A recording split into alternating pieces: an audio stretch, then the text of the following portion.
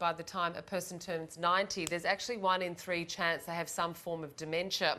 It's a condition without a cure, and with an ageing population, the rates of Australians diagnosed is expected to increase in coming years. Dementia Action Week kicks off tomorrow, and this year the focus is local. Our reporter Ruby Cornish spent a day in one community working hard to earn its dementia-friendly stripes.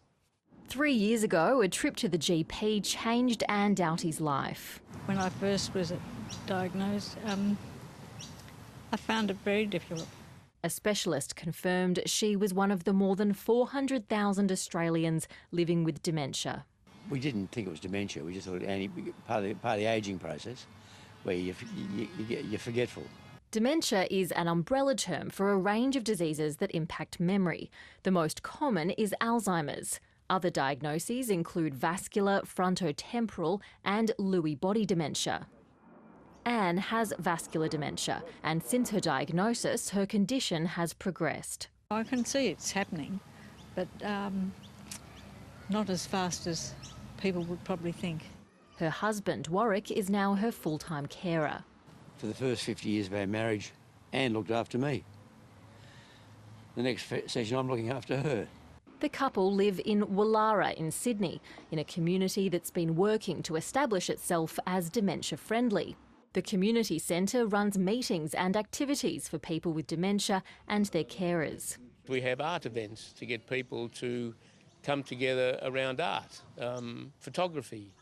There's some of the things that we like to do here that raise awareness and also give rest and respite to the carers from time to time. Local businesses are also encouraged to get to know the people who need a bit of extra help. We'll have a thing up on our shop, like a sign saying that, you know, we are sort of dementia friendly and we're all over it, we know what to do. Florist Fleur van der Straten has just finished serving one of her regulars. She doesn't have any credit cards or anything like that, so they then have to ring the daughter and the daughter just pays over the phone. So we just sort of relay that to the staff so we all just sort of know what to do. As well as being aware of dementia in the community, there are other little changes that businesses and services can make to ensure they're being dementia friendly. Things like having consistent lighting or signs with clear words and pictures or designated quiet spaces. These things can all make a difference. Local police officers have also received specialised training for when they come across somebody with dementia. And that gave them better understanding. It's not just the criminals we have to handle, it's often people who are just they're out of sorts, and they're not at home, so they're confused, and of course their behaviours change. Warwick says one of the most important steps he and Anne took was to ignore the stigma and tell friends, family and others in their community about the diagnosis early on. If you let people know about where you are in the experience, it makes life a whole lot easier. Dementia Action Week begins tomorrow. Ruby Cornish, ABC News.